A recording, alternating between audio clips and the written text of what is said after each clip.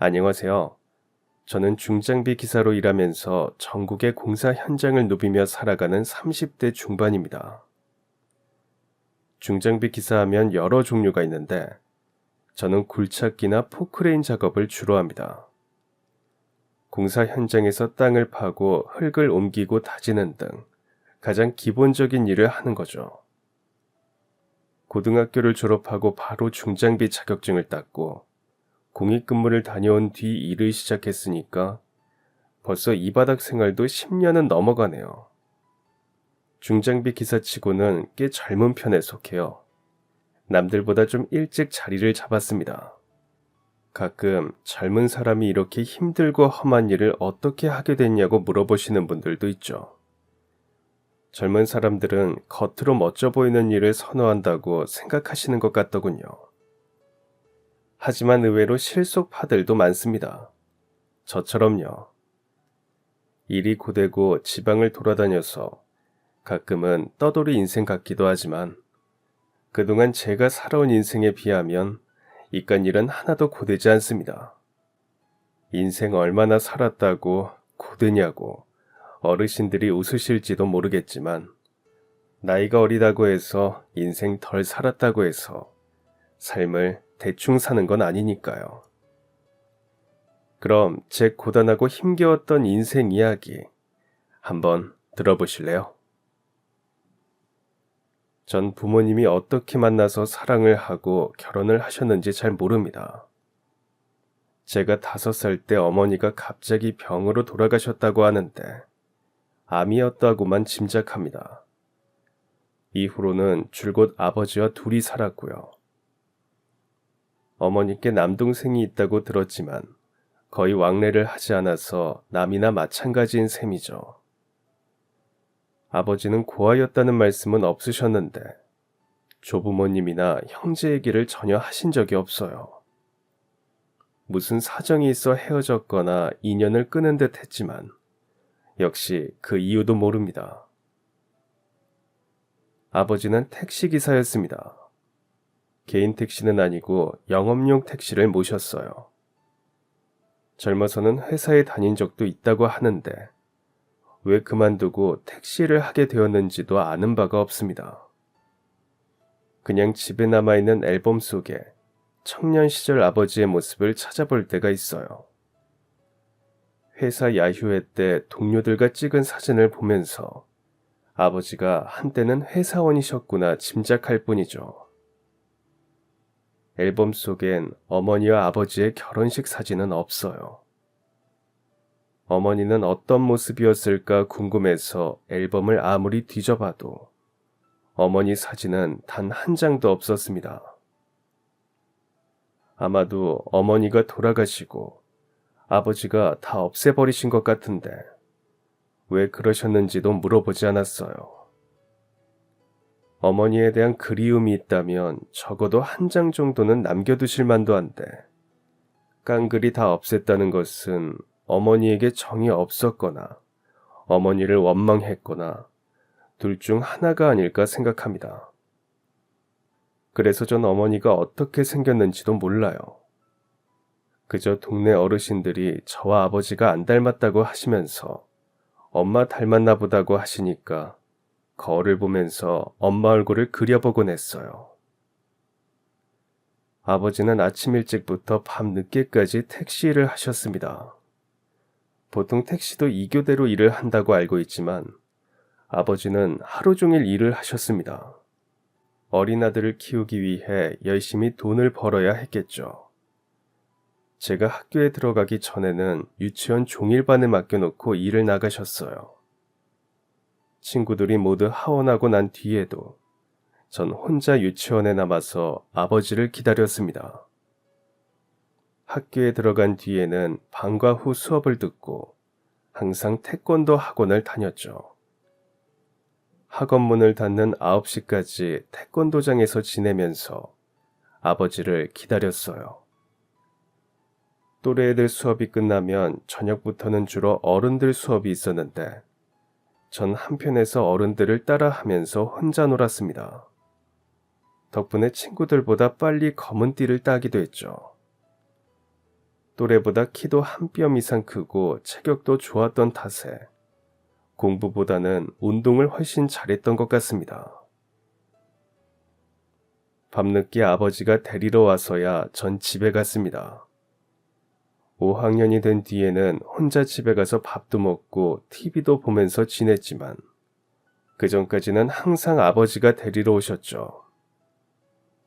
하루 종일 택시를 모느라 지친 아버지는 집에 오자마자 씻지도 않고 그대로 잠에 골아떨어지셨어요.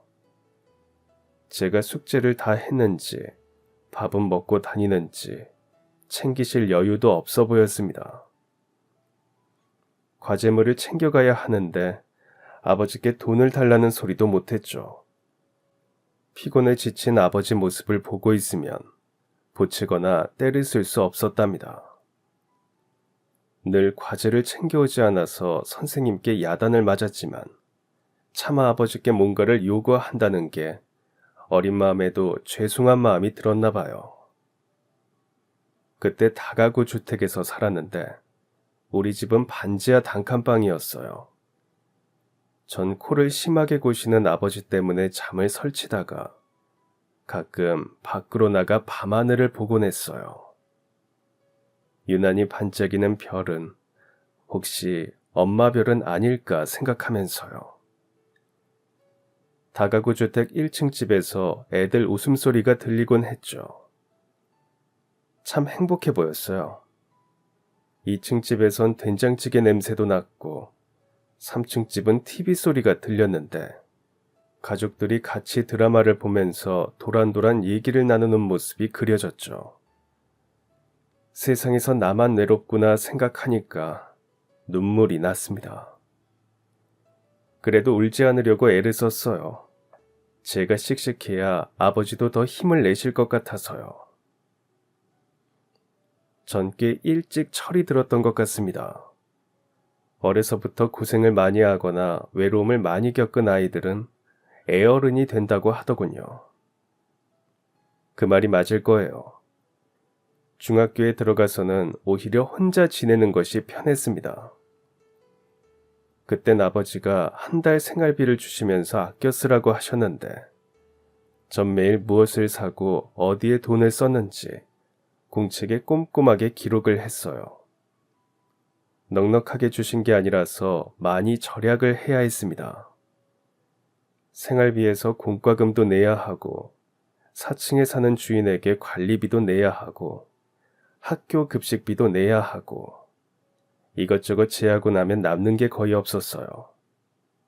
그래도 아버지께 더 달라고 말하지 않았죠. 제가 좀 더 아껴 쓰자고 생각했습니다. 아버지도 풍족하게 절 키우고 싶으실 텐데 현실적으로 잘 안 되니까 힘드실 거라고 이해했어요. 가끔 아버지는 퇴근하시면서 술 한잔 드시고는 흥얼흥얼 콧노래를 부르고 오실 때가 있죠. 그때마다 제가 좋아하는 붕어빵이나 통닭을 사들고 와서 제 머리맡에 놓아두시고는 잠이 드셨습니다. 아침에 일어나서 식어 빠진 붕어빵과 통닭을 먹을 때 왈칵 눈물이 쏟아지곤 했죠. 아버지가 겉으로 다정하신 분은 아니지만 마음속에 항상 제가 있구나 싶어서 마음이 놓이면서도 아팠어요. 공부를 잘해서 아버지를 기쁘게 해드리고 싶은데 공부를 못하니까 죄송할 따름이었죠. 그때 저는 가능한 말썽을 피우지 말고 잘 지내는 게 아버지를 위하는 길이라고 생각했습니다. 공부는 못해도 착한 아들이 되자고 말입니다. 그러던 어느 날이었습니다. 아침부터 유난히 장대비가 쏟아졌어요. 아버지가 평소보다 많이 늦으시는 겁니다. 왠지 모를 불안한 느낌에 밖으로 나와서 서성이는데 전화가 왔어요.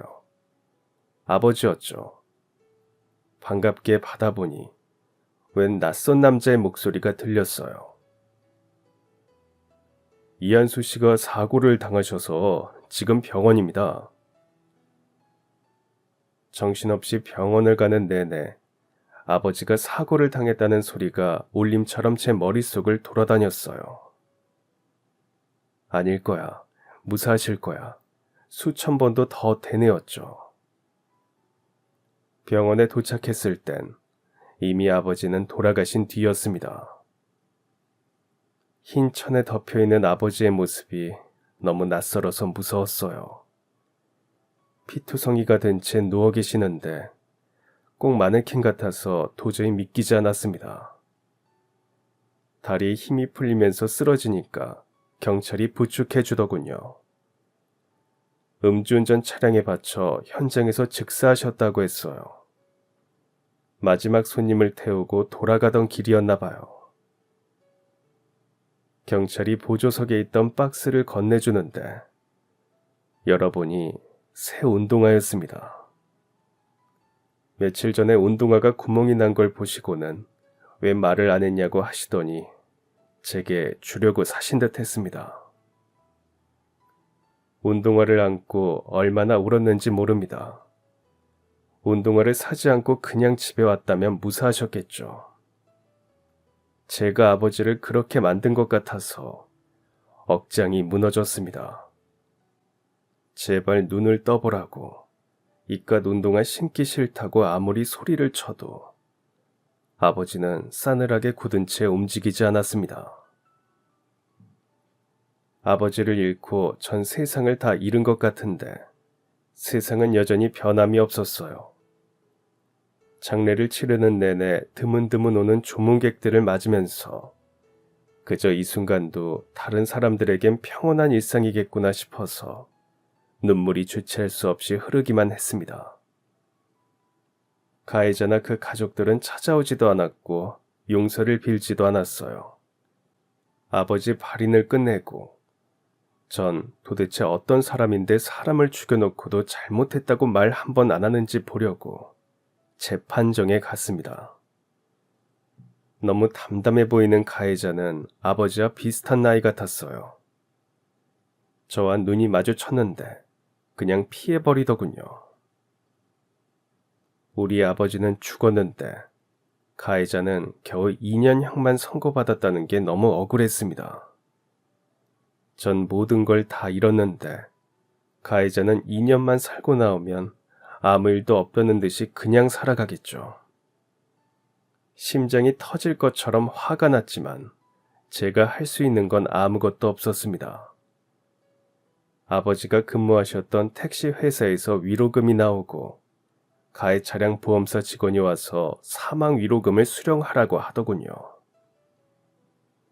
제가 미성년자이다 보니 후견인을 지정하라는데 제 주변에 그럴 만한 어른은 없었죠.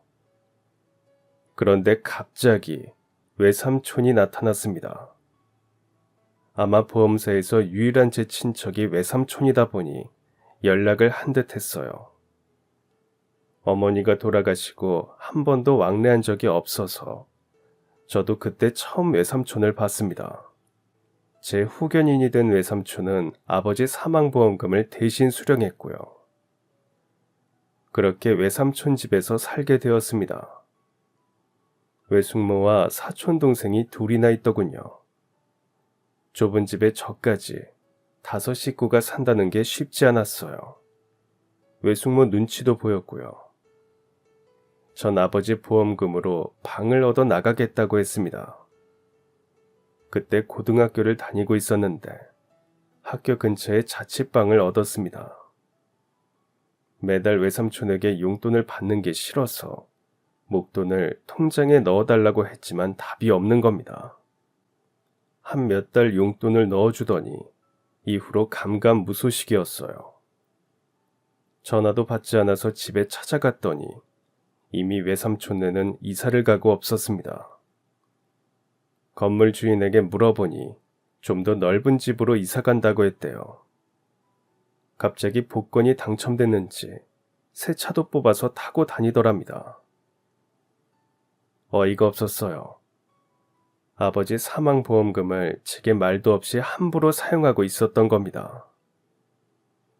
애초에 외삼촌을 믿은 건 아니었지만 그래도 핏줄이 남보다 낫겠지 했는데 결국 어린 제 뒤통수를 치고 달아났습니다.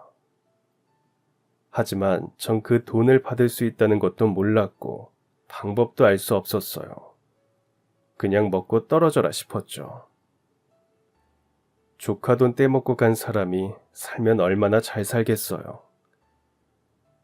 막막하고 절망적이었지만 생각해보니까 전 행복한 적이 별로 없어서 화도 안 났습니다. 어려서부터 혼자 사는 것에 도 같은 게 참 다행이다 싶었어요. 전 곧 자취방 보증금을 빼서 고시원으로 들어갔습니다. 이제 제겐 아무도 없으니까 정신을 더 바짝 차려야 했어요. 어차피 공부는 못하니까 대학은 일찌감치 포기했죠. 알바를 하든 뭘 하든 고등학교 졸업장은 따자고 생각했습니다. 제가 또래보다 키도 크고 덩치도 좋으니까 한 번은 운동부 코치님이 부르시더니 운동부에 들어오라고 하는 겁니다. 당시 우리 학교 유도부가 좀 유명했거든요. 장학금을 주겠다는 말에 생각할 것도 없이 바로 운동부에 들어갔습니다. 제가 어릴 때부터 태권도를 오래 해서 3단까지 딴 게 조금 도움이 되긴 했어요. 공부를 안 해도 되고 장학금도 받고 졸업도 할 수 있으니 나쁘지 않았고요. 주로 중량급 이상 체급에 출전을 했는데 유도부를 한 지 6개월도 안 돼서 전국대회에서 입상할 정도로 실력도 인정받았습니다. 교장 선생님은 학교 이름을 알렸다고 특별 지원금까지 주셨죠. 아무리 운동부라고 해도 기본 수업 일수는 채워야 해서 오전에는 수업을 듣고 오후에는 훈련을 받았어요. 하지만 공부에 별 뜻이 없었던 저는 항상 교실 맨 뒷자리에 앉아서 수업 내내 잠만 잤습니다. 선생님들은 자든 말든 상관하지 않았죠. 학교 일진들도 감히 절 건드리지 못했고요. 그런데 같은 반에 늘 아이들에게 괴롭힘을 당하는 친구가 있었습니다. 공부를 잘하는 아이였는데 소심한 성격 탓인지 아님 다른 이유가 있는 건지 일진들에게 돈을 뜯기고 빵 셔틀까지 당하는 것 같았죠. 제가 직접 본 건 아니라서 그러려니 했습니다. 어느 날 운동을 마치고 지나가다 학교 뒤편에서 비명이 들리는 겁니다. 무슨 일인가 가보니 그 친구가 일진들에게 둘러싸여서 위협을 당하고 있었죠. 사내놈들이 비겁하게 애 하나를 두고 뭐하는 짓이냐고 소리를 질렀더니 저와 상대를 해봤자 손해라고 생각했는지 다들 사라졌어요. 고마워. 그 친구가 모기만한 소리로 겨우 말을 하더군요.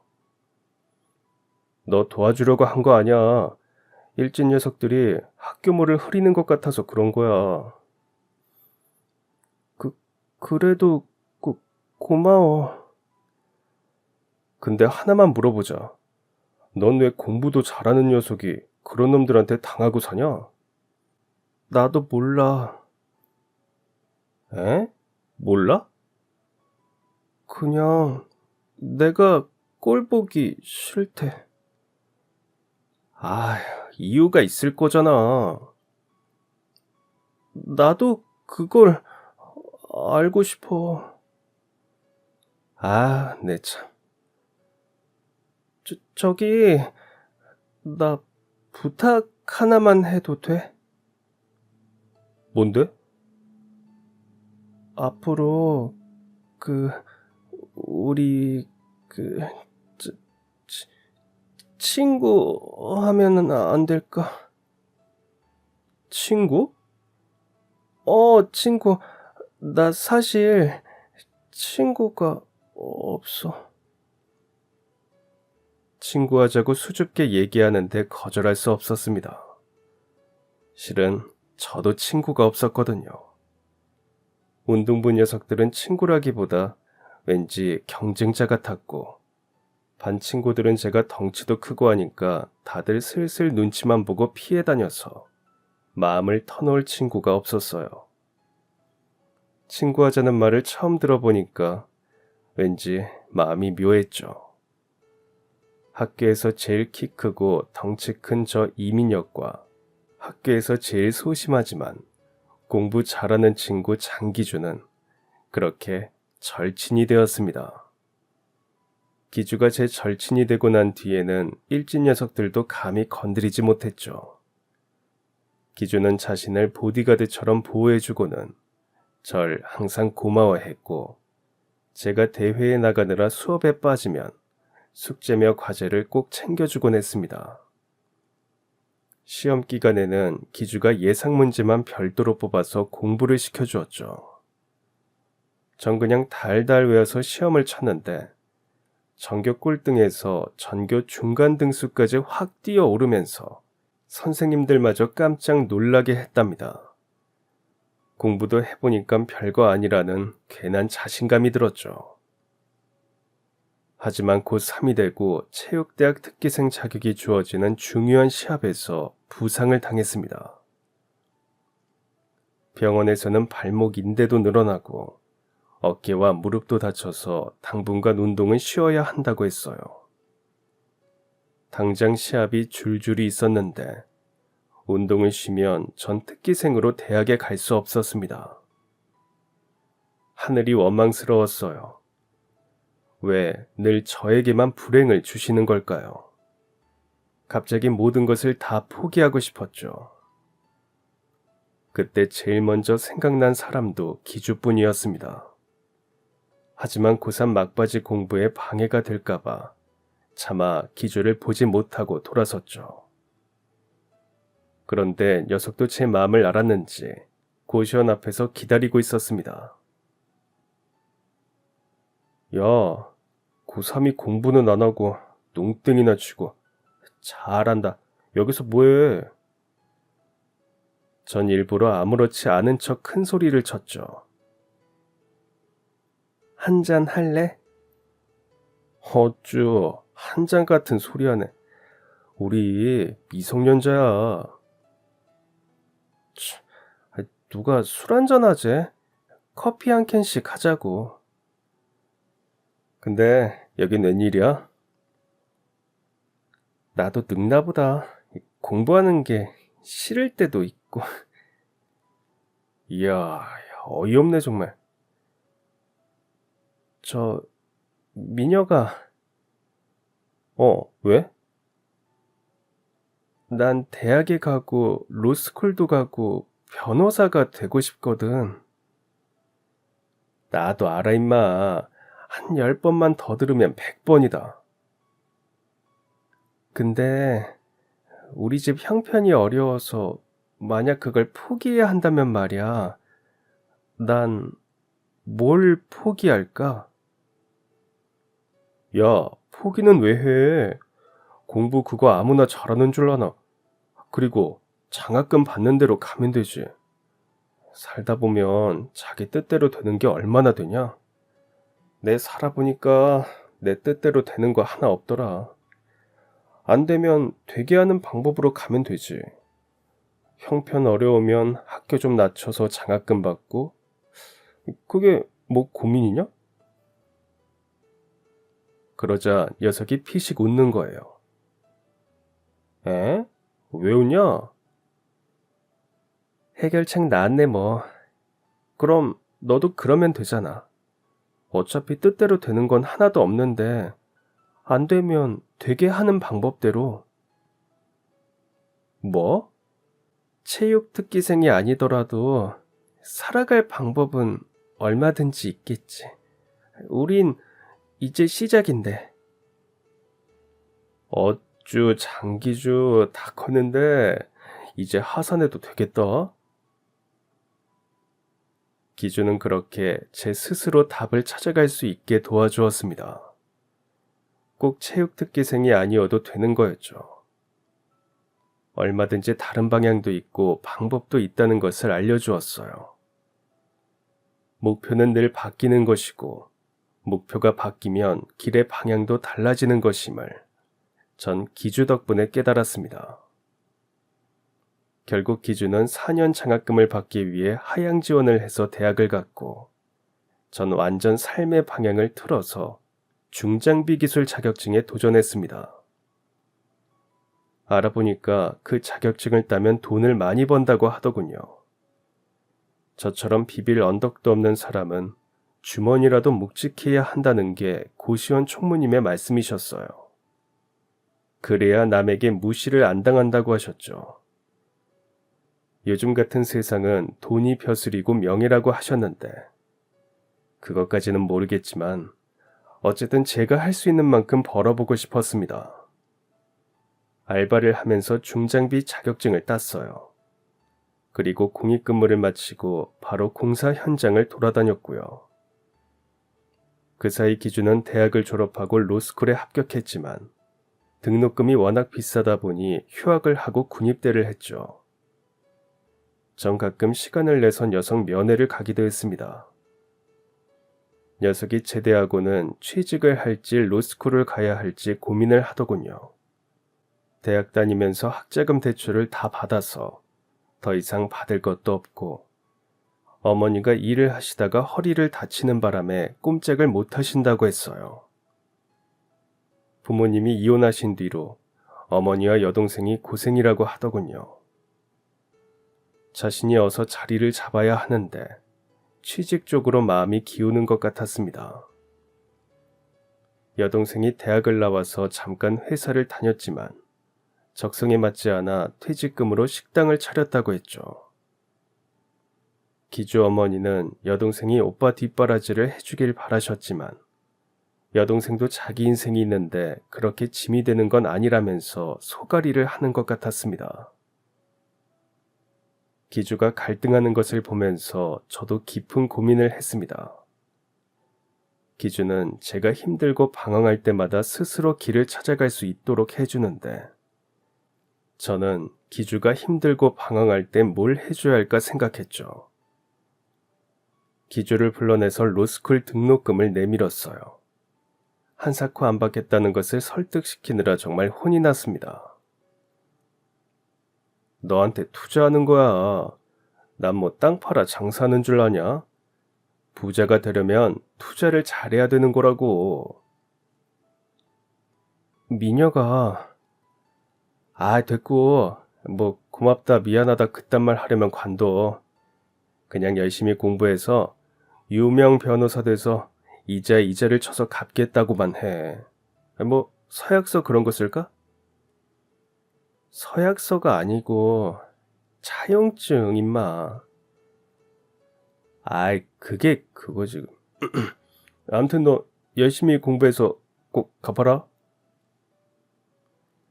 제가 그렇게 너스레를 떨지 않으면 절대 받을 녀석이 아닌 걸 알기에 전 일부러 더 오버하면서 이자까지 받겠다고 했습니다. 그래도 녀석은 제 마음을 알 거예요. 제가 이 세상에서 얼마나 녀석을 좋아하는지 말입니다. 기주가 아니었으면 전 평생 친구 하나 없이 외롭고 버거운 인생을 살았을 거니까요. 그것에 비하면 로스쿨 등록금은 아무것도 아니라고 생각합니다. 사실 기주를 보면서 전 대리만족도 하거든요. 가끔 같이 일하는 사람들에게 기주 자랑을 합니다. 제 친구 중에는 로스쿨 다니는 애가 있는데 엄청 유명한 변호사가 될 거라고 말입니다. 제가 못하는 것을 대신 해주는 그 친구는 제 자랑이죠. 기주에게 저도 그렇게 자랑스러운 친구였으면 좋겠다고 생각하면서 전 참 열심히 살았습니다. 착실히 적금도 들었고 주택 청약도 꼬박꼬박 들었어요. 언제가 될지 몰라도 결혼을 하려면 집 한 채는 장만해 둬야겠다고 생각했죠. 기주와 전 아무리 바빠도 한 달에 몇 번은 꼭 만나서 밥도 먹고 술도 한잔 했어요. 각자 삶의 무대가 다르다 보니 할 얘기가 없을 것 같지만 우린 많은 부분이 잘 통했죠. 좋아하는 가수도 비슷했고 재밌게 본 영화도 비슷했습니다. 심지어 좋아하는 웹툰도 같았어요. 어려울 때 그냥 얼굴만 봐도 기운이 나는 그런 친구. 저에게 기주가 그랬고 기주에게 제가 그랬어요. 그렇게 5년의 세월이 흘렀습니다. 전 여전히 공사판에서 일을 했고 기준은 로스쿨을 졸업하고 변호사가 되었습니다. 우리들의 우정은 세월만큼 더 깊어졌고요. 그 사이 전 주택 청약에도 당첨되어서 서울의 작은 평수지만 집도 장만했습니다. 늘 건설 현장을 돌아다녀야 해서 정작 집에 들어가는 일이 드물었지만 내 집이 있다는 사실만으로도 마음이 그득해지는 기분이었죠. 한번 공사를 시작하면 좋게 1, 2년은 지방에 머무르는 때가 많았어요. 대개 공사장 근처 허름한 여간방에 달방을 얻어서 생활을 했습니다. 그날도 여느 때와 마찬가지로 일을 하고 돌아오는 길이었어요. 여관 주인이 웬 노인을 끌어내며 악다구니를 쓰고 있는 게 아닙니까? 노인이 몇 달째 방세를 내지 않으니까 억지로 내쫓는 것 같았습니다. 제발 며칠만 봐달라는 노인과 안 된다는 주인의 실랑이를 그냥 지나칠 수 없었습니다. 주인도 오죽했으면 그럴까 이해는 되지만 노인이 추운 겨울날 쫓겨나면 동사할 게 뻔했거든요. 왠지 돌아가신 아버지 생각도 나고 해서 제가 밀린 방세를 계산했어요. 노인은 정말 고맙다면서 고개를 숙였죠. 그러실 거 없다고 하는데도 눈물까지 흘리시면서 고맙다고 해서 오히려 제가 무안할 지경이었어요. 가족도 없이 저 나이에 왜 여간방을 전전하는지 무슨 사연이 있어 보였습니다. 다음 날부터 퇴근할 때면 국밥을 사서 노인과 함께 먹었어요. 식사는 현장에서 때우면 되는데 하루 종일 굶고 있을 그분을 생각하니까 마음이 짠했습니다. 늘 고맙다는 말을 하면서 눈시울을 붉히시는데 넌지시 가족은 없냐고 물어도 대답을 안 하시더군요. 그렇게 한 달쯤 지났어요. 새벽부터 비가 오는 모양이 그칠 것 같지 않더군요. 비가 오면 공치는 날이거든요. 하루 종일 여관에서 뒹굴다가 저녁 무렵에 그분과 술을 한잔 하게 되었습니다. 술이 들어가니까 마음의 빗장도 풀어졌는지 노인은 하나둘 자신의 얘기를 하셨어요.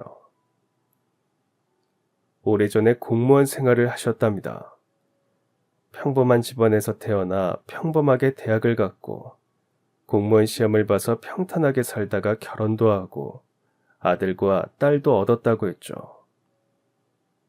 모든 것이 그저 순조롭게 잘 굴러가서 오히려 지루할 정도였답니다. 하지만 불행은 잠깐 방심한 사이 우리 앞에 닥치고 한순간의 인생은 완전 바닥까지 추락을 하는 법이죠. 어느 날 모임에 가서 술을 마시고 그만 음주운전을 했답니다. 택시와 정면으로 부딪혔는데 택시가 허공으로 날아가 박살이 났대요. 택시기사는 그 자리에서 죽었답니다. 정신이 들었을 땐 이미 돌이킬 수 없는 상황이었죠. 그 일로 해직되고 구속되어 2년형을 살았고요. 출소한 뒤로는 아내가 이혼을 요구하더랍니다. 전과자 아버지는 자식에게 짐이 되고 해가 되는 존재였죠. 이혼을 하고 정처 없이 떠돌다 보니까 여기까지 왔다면서 깊은 한숨을 쉬는데 갑자기 머리끝이 쭈뼛 서면서 온몸에 소름이 쫙 돋았습니다. 그제야 노인의 얼굴을 찬찬히 뜯어보았어요. 흰머리가 나고 주름이 깊게 패어서 처음엔 알아보지 못했는데 그 사람이었습니다. 아버지를 죽이고도 찾아오지 않았고 미안하다고 말 한마디 없던 바로 그 음주운전자. 법정에서 2년 실형을 받고 끌려가다 저와 눈이 마주쳤는데도 외면하던 그 범죄자. 전 온몸이 떨렸습니다. 원수는 외나무 다리에서 만난다고 하더니 이렇게 만날 줄이야 정말 예상조차 하지 못했어요.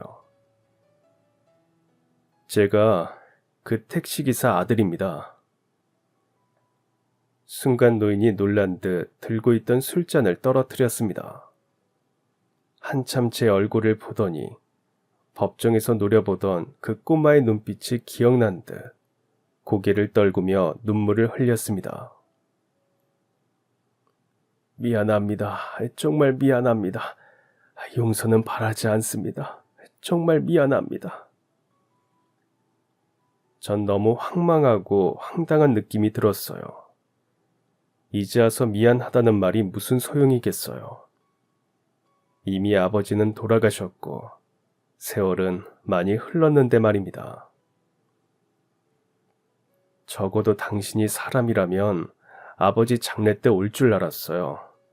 아버지께 용서를 비는 척이라도 해야 되는 거 아닌가요? 혹시 출소한 뒤에는 우리 아버지 생각은 하셨어요?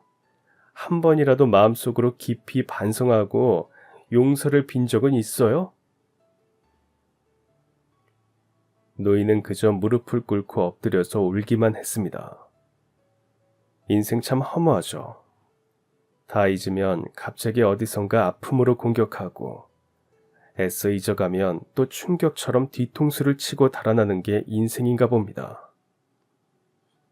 노인의 눈물도 위선처럼 보였어요.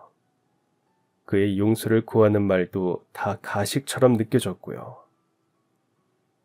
남의 눈에 피눈물 나게 만들어 놓고 평생 아비 없는 놈으로 살게 해놓고 자신은 가족에게 피해가 갈까봐 이혼했다는데 참 기가 막혔습니다.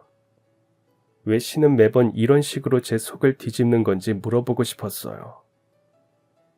그래도 죄 지은 자의 결말이 저토록 비루하고 비참한 모습이니까 너무 억울해하지 말라는 건가요? 그게 무슨 벌인가요? 우리 아버지는 이 세상에 없는데 말입니다. 밤새 잠이 오지 않았습니다. 너무 원통해서 술을 마시다 쓰러져 잠이 들었어요. 아버지 돌아가시고 한 번도 꿈에 안 오시더니 그날 밤엔 조용히 오셔서 제 머리맡에 앉아 계시는 겁니다. 그 노인을 용서하라는 눈빛 같기도 하고 이제 그만 슬퍼하라는 것 같기도 한 모습으로 한참 절 보시다가 가셨습니다. 생각보다 평온해 보여서 다행이라고 생각했어요. 새벽에 눈을 뜨는데 머리도 깨질 것 같고 속도 더부룩해서 죽겠더군요. 노인과 부딪히기 전에 당장 여관을 옮겨야겠다는 생각이 들었습니다. 짐을 챙겨서 나오는데 갑자기 여관 주인의 비명이 들렸어요. 무슨 일인가 가보니 노인이 죽어 있었습니다. 경찰이 오고 구급대가 오고 한바탕 소란이 벌어졌어요. 사인은 심장마비였습니다. 그래도 마지막까지 함께 술을 먹은 제가 참고인 조사를 받았어요. 노인이 원래 지병을 앓고 있어서 언제 죽어도 이상할 게 없는 몸이었다더군요. 노인이 죽기 전에 특별한 점은 없었냐고 묻기에 없었다고 했습니다. 전 노인과 저의 악연에 대해서는 말하지 않았어요. 노인의 마지막은 너무 평온해 보여서 괜히 화가 났어요. 평생 가슴에 묻었던 과오를 다 밝히고 용서를 빌었으니 홀가분하게 떠난 것 같았습니다. 정작 저는 용서하지 않았는데 말입니다. 여관 주인이 노인의 지갑 속에 있는 아들 연락처로 전화를 했다고 하더군요. 오래전에 이혼하고 가족과 떨어져 살았다는데 아들이 올까 궁금했습니다. 장례식장엔 아무도 없었어요. 용서해달라고 울던 노인의 마지막 모습이 떠올랐습니다. 부디 하늘에 가서 우리 아버지께 용서를 빌어달라고 부탁하면서 망자에게 마지막 인사를 하고 돌아서는데 바로 앞에 기주가 서 있는 게 아닙니까? 너 여긴 무슨 일이야? 그 순간 기주가 휘청하며 주저앉았습니다. 그제야 전 노인의 아들이 기주라는 것을 알았고요. 음주운전 가해자의 아들이 기주였다니 정말 당황스럽고 말문이 막혀서 어떻게 해야 할지 모르겠더군요. 정말 단 한 번도 생각해 보지 않았어요. 기주의 부모님이 이혼을 했다는 소리를 얼핏 들었지만 그 이유를 물어볼 필요도 없었고요. 물론 기주가 아버지에 대해서 집안의 속사정에 대해서 말한 적도 없습니다. 우린 서로의 배경과 환경 때문에 친구가 된 게 아니라 그저 서로가 마음이 맞아서 절친이 되었으니 그런 게 중요한 것도 아니었습니다. 그런데 제가 그토록 좋아하고 의지했던 기주가 아버지를 죽인 노인의 아들이었다는 사실이 도무지 믿기지 않았습니다.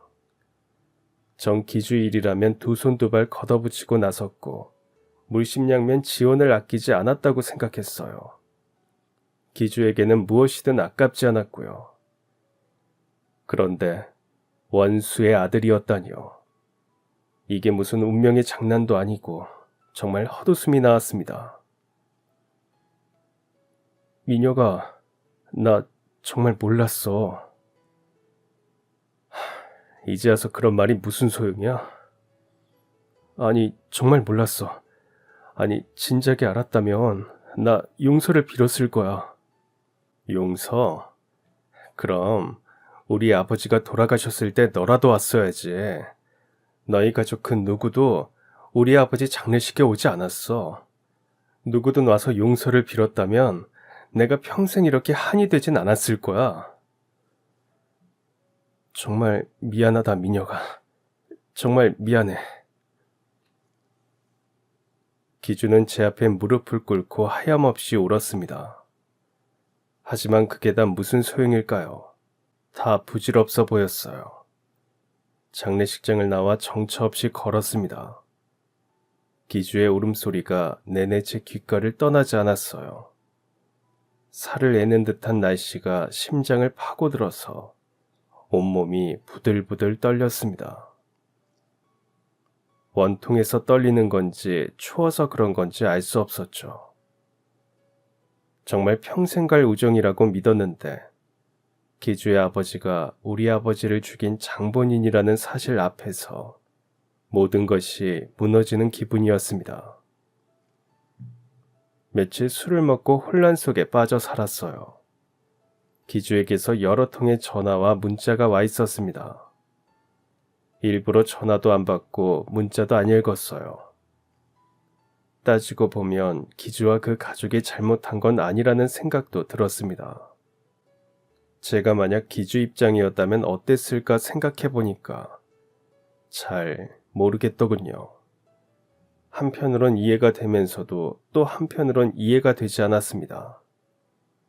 기주를 예전처럼 대할 자신도 없었고요.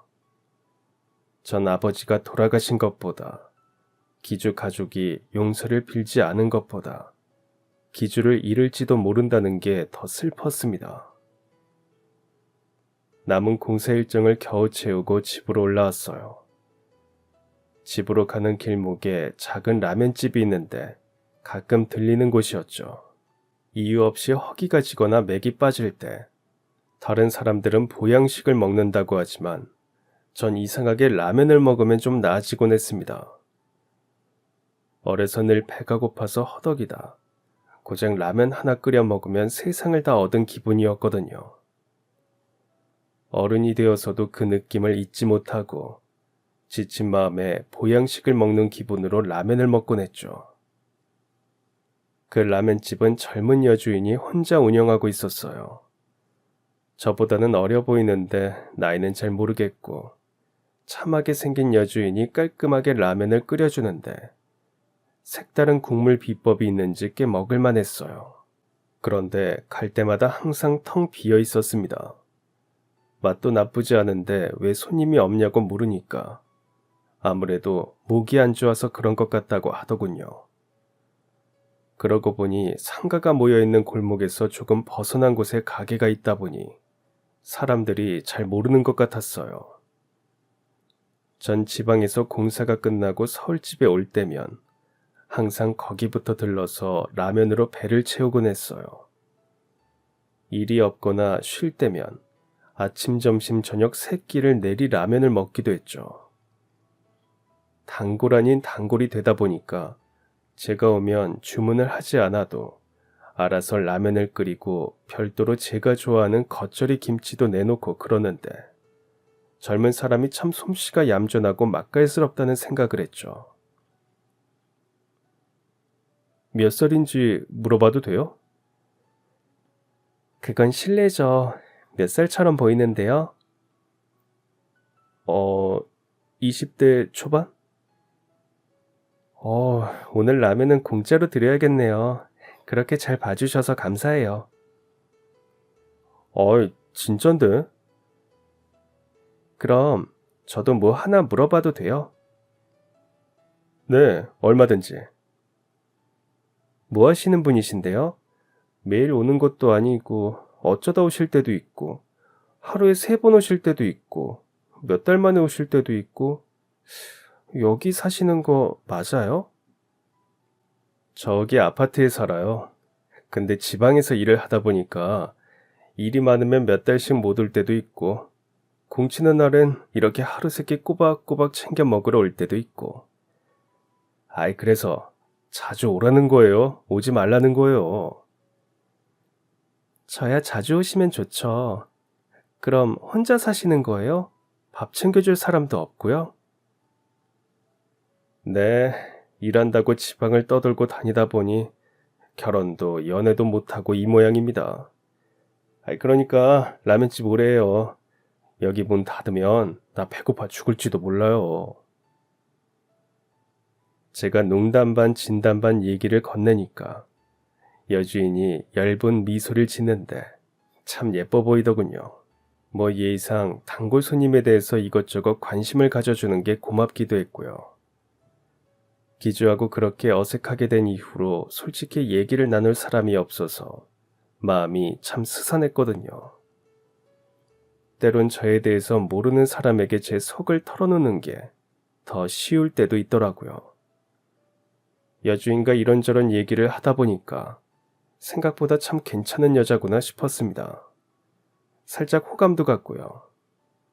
자신에 대해 속속들이 다 말한 건 아니지만 대학을 나와서 꽤 괜찮은 기업을 다니기도 했지만 이게 아니라는 생각에 사표를 던졌다는 겁니다. 말이 쉽지 그렇게 행동하는 게 쉬운 건 아니잖아요.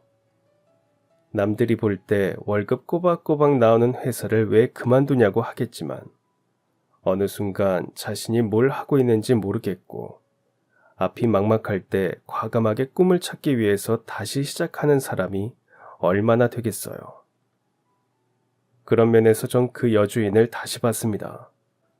고생을 마다하지 않고 정면 승부하는 사람들은 딱 보면 티가 나거든요. 어딘가 당당하고 위기 앞에서 담담한 아우라가 있다고 할까요? 좋은 여자 같았어요. 그 뒤로 전 지방에서 일을 할 때도 일주일에 한 번은 꼭 서울 집에 왔고 그 핑계로 라면집에 갔습니다. 혼자 오기 쑥스러울 때는 현장에서 같이 일하던 동료들을 괜히 끌고 오기도 하고 제 생일날은 생일기념 라면을 해달라고 여주인에게 미리 문자를 보내기도 하면서 우린 조금씩 가까워졌어요. 그녀와 함께 있으면 세상 시름을 다 잊게 되더군요. 어느 날은 기주에 대해서 얘기를 했어요. 세상에서 가장 의지하고 믿었던 친구가 있었는데 얼마 전에 사이가 좀 서먹해졌어요. 왜요? 무슨 일이 있었어요? 네, 깊은 사정까지는 다 말할 수 없지만 아주 오래전 일 때문에 전 너무 힘들었고 그 일에 대해서 친구가 저에게 용서를 빌었지만 어떻게 해야 할지 몰라서 고민만 하고 있어요. 아주 오래전 일이 친구 때문에 벌어진 일인가요? 아니요. 그냥 친구와 관련이 있지만 친구 때문은 아니에요. 그런데 왜 고민을 하세요? 친구가 잘못한 것도 아니고 친구 때문도 아닌데? 오래전 그 일이 앞으로 민혁 씨 인생에 큰 여파를 미치나요? 그것도 아니에요. 벌써 다 잊었고 말 그대로 아주 오래전 일이에요. 그럼 더더욱 고민할 것도 없네요, 뭐. 그 친구 빨리 잡으세요. 세상에서 가장 의지하고 믿을 수 있는 친구가 얼마나 되겠어요. 그녀의 얘기를 듣고 보니 모든 것이 참 명확해졌습니다. 오래전에 다 지나간 일이고 그 일에 더 이상 제 인생에 큰 여파도 없는데 왜 제가 고민을 했는지 한심하다는 생각까지 드는 겁니다. 전 바로 기주에게 답장을 보냈죠. 아버지들의 일은 아버지들에게 맡기자고 말입니다. 기주 아버지가 만약 우리 아버지를 만났다면 용서를 빌었을 거라고 생각했어요. 우리 아버지는 겉으로 표현을 잘 안 하시는 분이시지만 아마 기주 아버지를 용서해 주셨을 겁니다. 그리고 몇 달 만에 전 기주와 만나서 술도 마시고 회포를 풀었어요. 생각보다 마음이 편안했습니다. 역시 그녀 말을 듣기 잘했다는 생각도 들었고요. 기주하고 화해했다고 말하면 그녀가 아주 잘했다고 칭찬할 것 같아서 괜히 들떴어요. 기주와 헤어지고 라멘집으로 곧장 갔는데 건물주가 소리를 지르고 그녀가 죄송하다고 고개를 숙인 채 쩔쩔매고 있는 게 아닙니까? 전 그녀가 당황해할까봐 들어가지도 못한 채 밖에서 주인이 하는 소리를 다 들었습니다. 손님이 없어서 계속 적자라고 하더니 월세가 몇 달 밀렸던 것 같아요. 건물주도 참다 더는 안 되겠다 싶었는지 따지러 온 것 같았죠. 나도 월세 받아서 생활하는 사람이야. 웬만하면 이렇게까지 안 하고 싶은데 벌써 넉 달째잖아. 이번 달 안으로 해결 못하면 그냥 나가줘요. 죄송합니다. 건물주가 눈을 흘기고 돌아서는 순간 제가 들어갔습니다.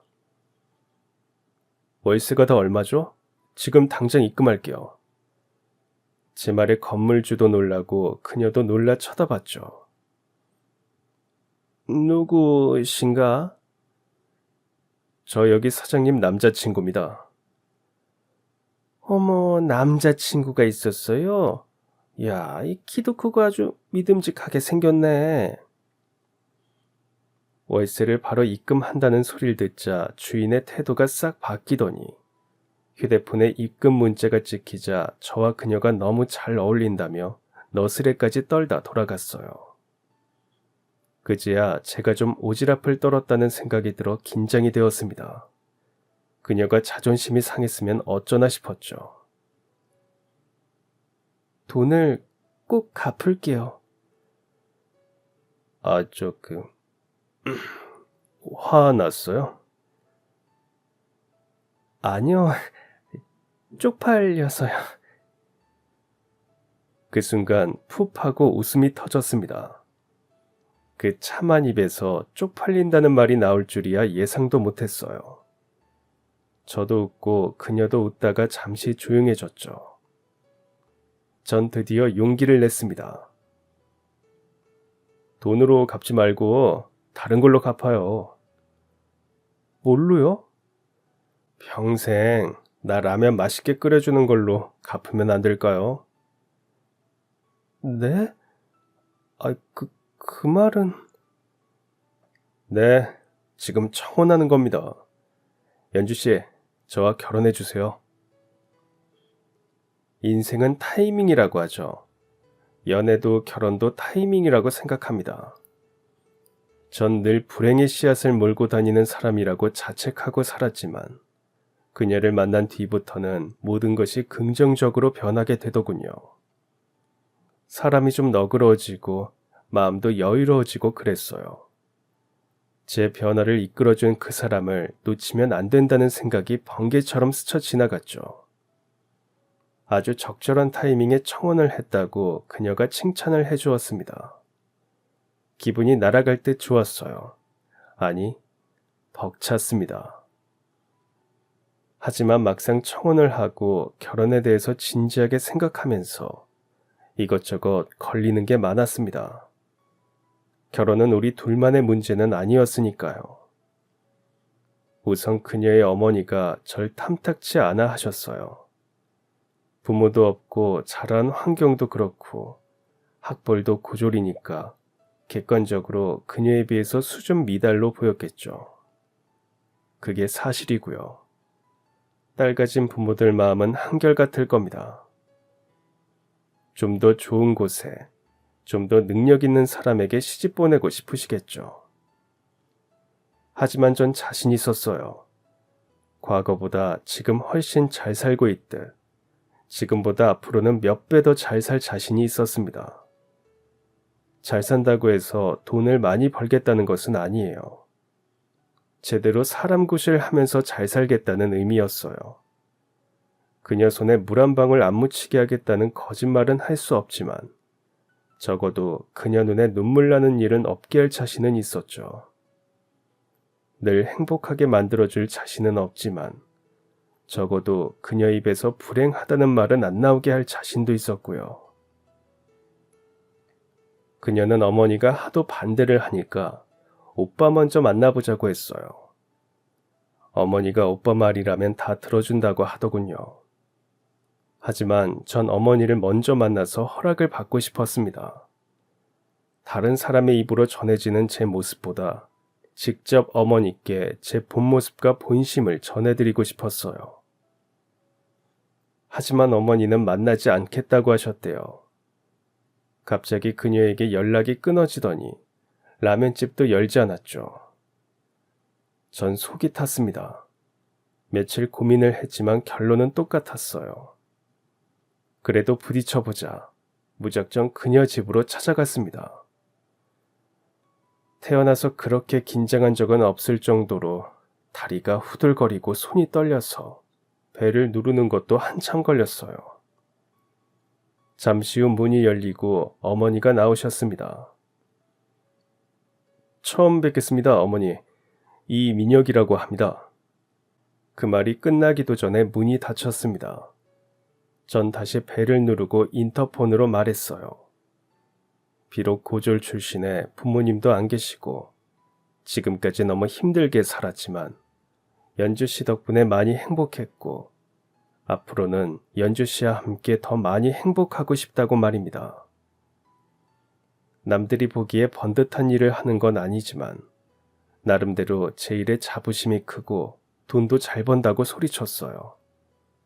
집도 장만했고 연주 씨가 그저 몸만 오면 된다고 했고요. 앞으로 평생 장모님 잘 섬기면서 살겠다고 소리를 지르니까 옆집 사람이 무슨 일인가 나와볼 정도였죠. 그러자 남들 이목이 신경 쓰였는지 어머니가 다시 문을 여셨어요. 무슨 말을 하든 절대 우리 연주하고는 안 되니까 그냥 돌아가요. 자꾸 이러면 경찰 부를 거예요. 전 어머니 앞에 바로 무릎을 꿇었습니다. 연주 없이는 못 산다고 사람 살려달라고 애원했어요. 엄마, 지금 이게 무슨 일이에요? 그때 갑자기 익숙한 목소리가 들렸습니다. 쳐다보니 기주가 놀란 눈으로 서 있었습니다. 민혁아, 왜 이러고 있어? 기주야, 너 혹시 연주 씨 오빠? 그래. 그럼 네가 연주가 사귄다던? 우린 잠시 멍해졌어요. 엄마, 민혁이한테 당장 사과하세요. 이 친구 엄마한테 그런 취급당할 사람 아니라고요. 엄마 정말 큰 실수하는 거라고요. 어머니는 무슨 소린지 몰라 당황하셨습니다. 전 기주 손에 이끌려 안으로 들어갔죠. 연주 씨도 이게 무슨 상황인지 몰라 놀란 표정이었어요. 그렇게 기주는 저에 대해서 모든 것을 다 얘기했습니다. 오래전 아버지의 음주 사고로 목숨을 잃었던 택시기사의 아들이 저라는 것을 얘기했죠. 연주 씨는 너무 놀라 낮게 비명을 질렀어요. 어머니는 한숨을 내뱉으시며 표정이 굳어지셨고요.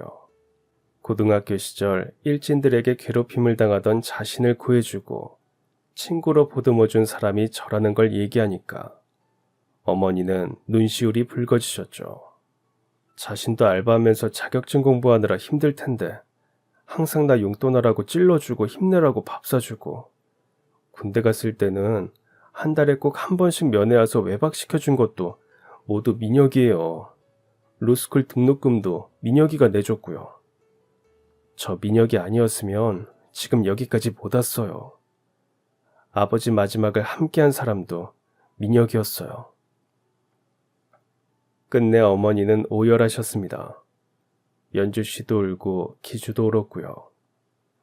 어머니가 제 손을 꼭 잡고 정말 미안하다고 얼마나 우시든지 저도 울음을 참지 못하고 대성통곡했고요. 정말 울음바다가 됐습니다. 어머니는 진심으로 제게 용서를 구하셨습니다. 그때 남편의 실수로 사람이 죽었다는 소리를 듣고 어머니는 충격을 받아서 쓰러졌고 병원에 입원을 했답니다. 정신이 들었을 때는 이미 시간이 꽤 지난 뒤였고요. 뒤늦게라도 찾아가서 용서를 빌었어야 했는데 남편이 구속되고 재판을 받는데 신경을 쓰느라 그럴 여유도 없었다고 했습니다. 남편과 이혼하고 애들을 데리고 살면서 가끔 그때 아버지를 잃은 그 아이는 어떻게 살고 있는지 궁금하고 마음이 아프고 그랬답니다. 그래서 늘 절 위해 기도를 했고요. 연주와 결혼을 반대한 것도 연주가 너무 고생하면서 자란 탓에 늘 안쓰러웠답니다. 그래서 결혼은 부모님 다 계시는 평범하고 화목한 집으로 갔으면 했대요. 고졸이니 부모가 없어서 반대한다는 건 일부러 모질게 말을 해야 헤어질 것 같아서 그랬고요. 전 어머니를 꼭 안아주었습니다. 그 순간 아무런 말도 필요 없었어요. 그냥 마음으로 다 이해되고 용서가 되었습니다. 돌아보니 우리 두 집안은 이미 오래전부터 그렇게 맺어질 수밖에 없었다고 생각합니다. 서로가 악연인 줄도 모른 채 우정을 쌓았던 저와 기주도 그렇고 원수의 집안인 줄도 모른 채 사랑을 키운 저와 연주도 그렇고요. 현실이 드라마보다 더 드라마라고 하더니 우리 두 집안의 인연이 그런 것 같습니다. 악연을 가족으로 만들었으니 참 대단한 운명인 건 확실하고요. 그래서 어떻게 됐냐고요? 물론 전 세상에서 가장 착한 아내를 얻었고요.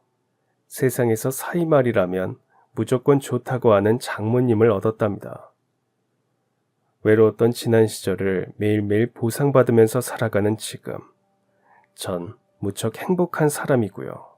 어쩌다 제가 아내랑 부부싸움을 해도 우리 장모님은 무슨 일로 싸우는지 묻지도 따지지도 않고 무조건 제 편을 드십니다. 매일 사위에게 사랑한다, 수고한다, 고맙다 문자하는 장모님 보셨어요? 우리 장모님이 그러십니다. 그래서 전 더 열심히 살아가는 힘을 얻고 용기를 얻어요. 아내와 장모님 매제까지 사랑하는 우리 가족을 위해서 전 평생 최선을 다해 살아갈 겁니다. 그것이 제가 이번 생에서 해야 할 최고의 목표라고 생각하니까요. 그럼 지금까지 사연 들어주셔서 감사합니다.